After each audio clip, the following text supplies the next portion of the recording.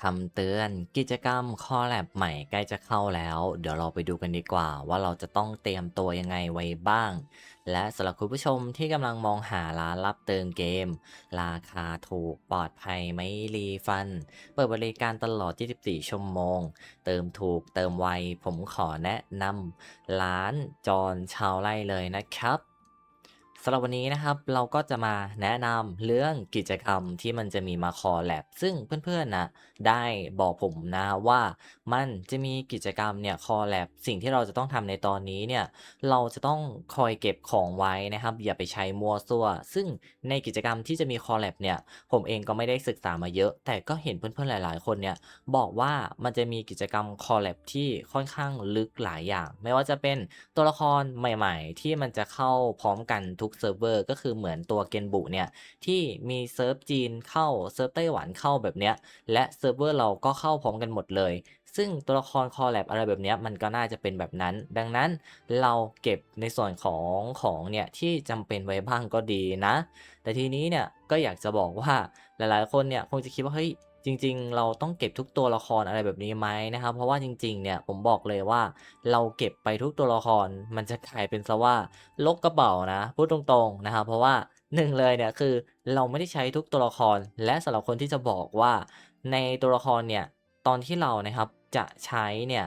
แล้วมันไม่มีอะมันจะเป็นปัญหานะครับบางคนเนี่ยจะบอกแบบนี้ผมก็อยากจะบอกว่าจริงๆมันก็แล้วแต่จะคิดนะครับถ้าเราจะทำไหวหรือว่าเราคิดว่าเนี่ยมันจะได้ใช้สักกิจกรรม2กิจกรรมแล้วมันคุ้มอะคุณผู้ชมก็สามารถทำได้แต่ผมบอกเลยว่าถ้าสำหรับส่วนตัวผมอะทำตัวมาตัวหนึ่งนะครับแน่นๆเพื่อเอามาเล่นน้อยนิดแล้วก็ลงคลังอะผมคิดว่ามันไม่คุ้มกับค่าที่เราจะต้องเอาอะไรไปลงทุนกับมันนั่นเองเนาะดังนั้น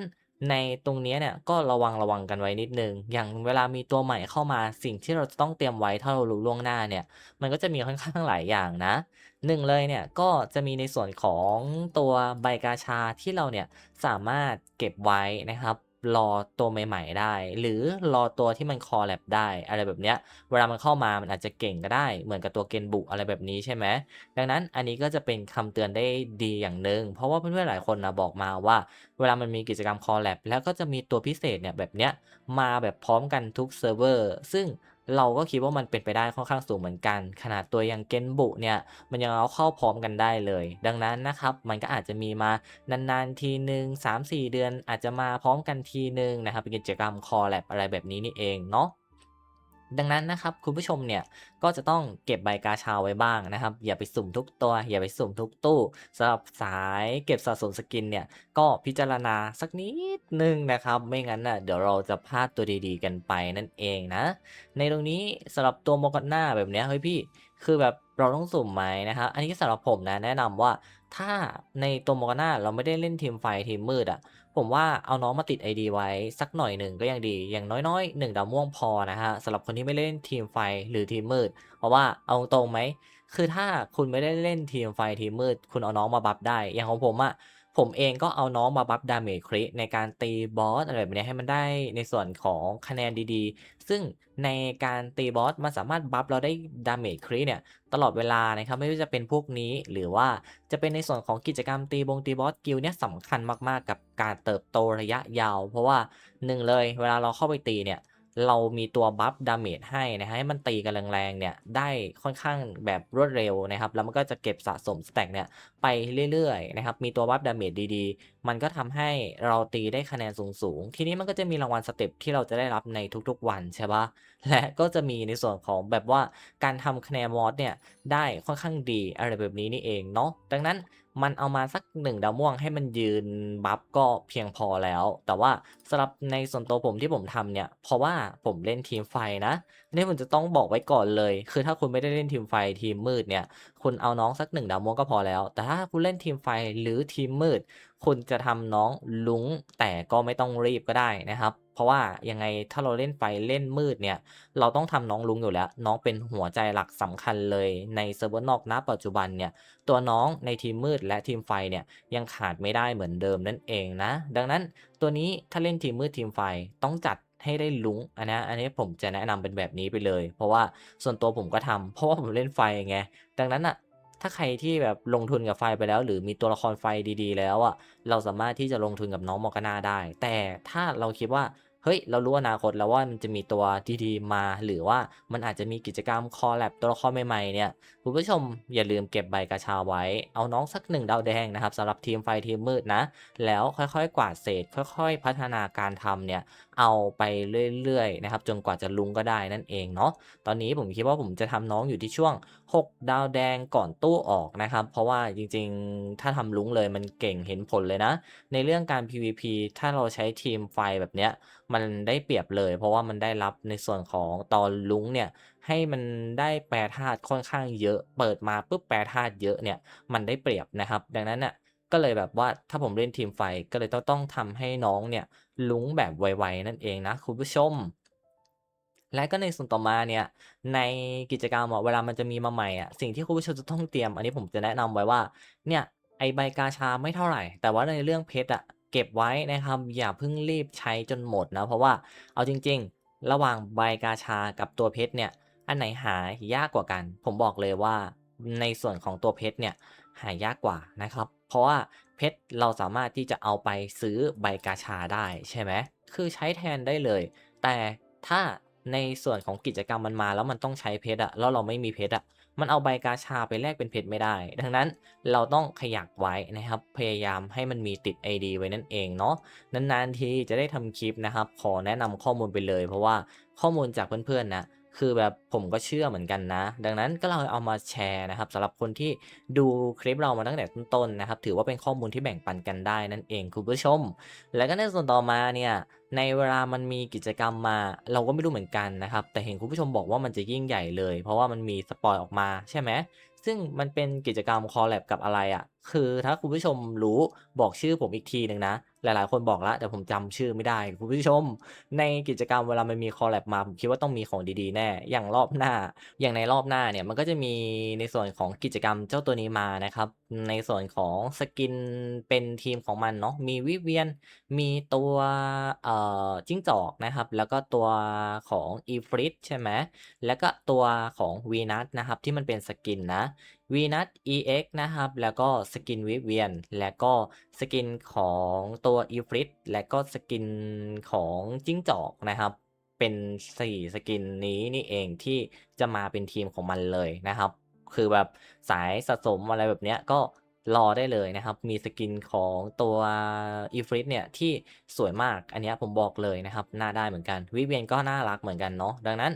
ก็จะประมาณนี้เลยคุณผู้ชม อันนี้ก็ระวังกันไว้หน่อยแล้วกัน ถือว่าเป็นคลิปเตือนก็ได้นะครับ เพราะว่าเอาจริงๆ คือแบบในตัวละครน่ะคือเราต้องพิจารณาดีๆแล้วถ้าเรารู้ว่ามันจะมีตัวแบบคอลแลบมาหรือว่าตัวที่มันจะลัดคิวมาแบบเกนบุมาพร้อมกันกับเซิร์ฟเวอร์นอกอะอันนี้มันน่าลุ้นมากๆเลยเพราะว่าอย่างเกนบุเห็นเปล่าล่ะ คือแบบลัดคิวมานะครับจากอนาคตเนี่ยมาหาเราปุ๊บคือแบบเมตาแหวกหมดเลยนะครับเก่งเว่อร์ๆอะไรแบบเนี้ยทีนี้เวลามันมีตัวใหม่มามันอาจจะเก่งกว่านี้ก็ได้นะครับดังนั้นถ้าเรามีเพชรไปช่วงนั้นแล้วเรารู้ว่ามันใกล้จะมีคอลแลบมาเนี่ยเราเก็บขยักอะไรที่ขยักได้ขยักไว้หน่อยหนึ่งอะไรแบบเนี้ยมันก็จะทำให้เราไปในกิจกรรมเนี่ยเราเล่นได้รอดนะครับไม่งั้นเราจะไม่เหลืออะไรนะคุณผู้ชม นี่สิ่งที่ผมอยากจะเตือนมากๆเลยคือเอาจริงๆไหมตัวละครเนี่ยปั้นทุกตัวนะครับมันไม่ได้แบบใช้หมดนะอันนี้ผมพูดจากใจของผมนะครับว่าเนี่ยคือเราจะเสียดายไหมถ้าเราแบบลงทุนปั้นไปแล้วตัวมันแบบว่าไม่ค่อยได้ใช้คือคุณผู้ชมจะบอกกันแบบนี้แน่เลยว่าเนี่ยคือแบบว่าตัวละครน่ะถ้ามันมีอะแล้วไม่ได้ใช้ดีกว่าตอนที่จะใช้อะแล้วไม่มีผมจะต้องเจอคำนี้แน่ๆ อันนี้ก็ต้องแล้วแต่พิจารณาสำหรับตัวคุณผู้ชมนะแต่สำหรับผมนะครับมีแล้วไม่ได้ใช้แค่นิดเดียวเนี่ยไม่มีเสียดีกว่านะครับเก็บทรัพยากรไปลงกับตัวที่ใช้ได้แบบเยอะๆดีกว่านะครับสำหรับส่วนตัวของผมเนาะดูดิคือแบบสมมุตินะ Ifrit เห็นไหมว่าตัวละครมันมีวันตกเมตานะ Ifrit คนเนี่ยแทบจะไม่เห็นใครเล่นแล้วอะแล้วมันเป็นตัวที่แบบช่วงแรกๆมีแต่คนเล่นแต่ตอนเนี้ย มันไม่มีเลยแล้วคนก็แทบจะลืมมันไปแล้วนะครับไม่มีใครพูดถึง Ifrit เลยในตอนนี้ดังนั้นเห็นไหมคำว่าตกเมตามีอยู่จริงนะคุณผู้ชมอพอลโลอะไรแบบเนี้ยคือแบบเอามาเล่นแล้วรู้สึกว่าน่าจะเอามาได้แค่ซับๆอะไรแบบเนี้ยมันก็จะมีวันตกเมตาหมดแหละในทุกๆตัวนะครับ ไอ้ตัวที่เห็นอยู่ณปัจจุบันตอนเนี้ยอีก1 ปีถ้าเล่นไปถึงมันอาจจะตกกันไปหมดแล้วก็ได้นะครับใครจะไปรู้ใช่ไหมดังนั้นมันเป็นตัวที่แบบทำล้อตันได้นะครับแต่ว่าในความเก่งจริงๆของเราเนี่ยมันก็จะมีอยู่ที่ทรัพยากรในการทำตัวอัปตัวไปเรื่อยๆไม่ว่าจะเป็นการเก็บสะสมนะครับในส่วนของพวกตัวการล่าสมบัติอัญเชิญอาวุธเทพหรือจะเป็นเรียกเวทมนต์อะไรแบบเนี้ยไอ้พวกนี้มันคือของระยะยาวนะครับที่มันไม่สามารถสลับปรับเปลี่ยนได้สะสมแล้วก็ลบออกไม่ได้นะครับมันจะเก่งขึ้นไปเรื่อยๆใช่ไหมล่ะดังนั้นนะครับนี่ก็จะเป็นประมาณนี้เลยคุณผู้ชมข้อมูลคลิปนี้นะครับอธิบายไปให้มันครบแบบทุกส่วนเลยนะครับอธิบายไปหมดเพราะว่าผมเองก็ไม่ค่อยได้ทำคลิปเกมนี้สักเท่าไรตอนเนี้ยเล่นๆเติมๆเล่นๆเติมๆอยู่วนอยู่อย่างเงี้ยนะครับแล้วยิ่งเล่นเหมือนยิ่งเติมว่ะคุณผู้ชมคือเติมหนักกว่าเดิมแบบเยอะมากเลยนะอื้อฮือถ้าบอกว่าพี่ไหนไม่เป็นสายฟรีเหรอเอาจริงๆนะช่วงแรกๆอะมันต้องรีวิวแบบเป็นสายฟรีนะครับจริงๆก็อยากเติมแหละแต่ว่าในเมื่อตัวนี้เติมไม่ได้เราก็ต้องขยักเติมนิดหน่อยนะครับเพื่อให้คุณผู้ชมไม่ด่าว่าเฮ้ยเล่นฟรีๆมันก็เกินไปนะครับเติมสักหน่อยเติมให้เห็นกันว่าเนี่ยถ้าสายฟรีเติมมันก็จะอยู่ประมาณนี้เล่นได้ประมาณนี้แต่ตอนเนี้ยคอนเทนต์ที่ทำอะมันไม่ได้เกี่ยวกับการเล่นแบบเป็นสายฟรีแล้วนะครับมันเล่นแบบว่านานแล้วอะคือแบบกี่เดือนแล้วอะมันเกิน6 เดือนมาแล้วดังนั้นน่ะเราไม่ได้แบบทำคอนเทนต์แนวนั้นแล้วนะครับก็เลยแบบเล่นเลยตามเลยได้จะเติมเท่าไรก็ไม่น่าจะมีใครว่าแล้วใช่ไหม คือผมก็เติมหนักเหมือนกัน เดี๋ยวก็จะเติมพรุ่งนี้อีก3,000นะครับคือแบบมันมีของที่ต้องเก็บอีกแล้วเยอะแยะไปหมดนะครับไม่ว่าจะเป็นในส่วนของของคุ้มๆเนี่ยที่เราเติมแล้วเล่นระยะยาวได้เลยเนี่ยก็จะมีในส่วนของเจ้าตัวแพ็กตัวนี้นะครับนี่เห็นเปล่าเดี๋ยวผมจะต้องเติมซื้ออันนี้ไว้นะครับแล้วก็ซื้อในส่วนของตาลบมิตรเนี่ยไว้นะครับแล้วก็ที่เหลือเนี่ยเดี๋ยวก็จะลงหนี้ให้หมดไปเลยนะครับสัก1 เดือนนะครับพอมันจะหมด1 เดือนเดี๋ยวเราค่อยมาเติมต่อมันไม่ได้เป็นปัญหาอะไรเนาะซื้อ7 วันสามารถซื้อสะสมได้อีกนะครับผมทำอยู่นะคือแบบจะซื้อปกติเนี่ย2 ครั้งไว้ตลอดแล้วเวลาจะหมดก็จะมาซื้อใหม่นั่นเองตรงนี้เราก็สามารถซื้อได้แบบคุ้มๆเหมือนกันเนาะดังนั้นก็จะเป็นประมาณนี้อธิบายไปอธิบายมาไปพูดถึงเรื่องการเติมเงินเสียแล้วคุณผู้ชม คือแบบหาเรื่องให้เสียเงินกันแล้วแต่เกมนี้มันค่อนข้างสนุกไงแต่ถามไม่เติมเล่นได้ไหมเล่นได้นะแต่เติมเนี่ยมันก็สนุกอะคือแบบไม่ได้สนับสนุนมันหรอกแต่อยากได้ของต้องพูดตรง